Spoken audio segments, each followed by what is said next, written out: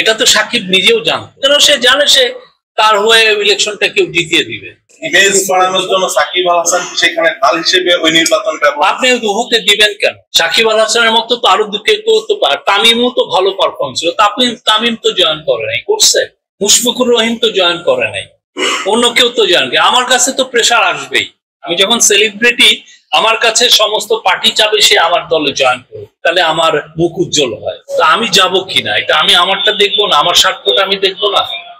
আর আপনি তো জানেন আমি তো ওই সময় ওর ইলেকশনটা কভার করতে এসেছিলাম, এসে দেখি যে কোনো অপোনেন্ট নাই, এটা সাজানো গুছানো নির্বাচন হচ্ছে, বুঝাই যাচ্ছে কে জিতবে কে সবকিছুই। এবং সাকিব বোধহয় এখানে এসে মানে অন্যান্য সময় যদি কন্টেস্ট হয় মানুষ 1-2 মাস ধরে ক্যাম্পেইন করে, সাকিব কন্টেস্ট করেছে কতদিন, 2 দিন বা 3 দিন, এর বেশি তো না, কেন সে জানে সে তার হয়ে ইলেকশনটা কেউ জিতিয়ে দিবে। এটা তো সাকিব নিজেও জানতো। এখন এই যে প্লাস আরো তো আমরা অনেক কিছু শুনছি।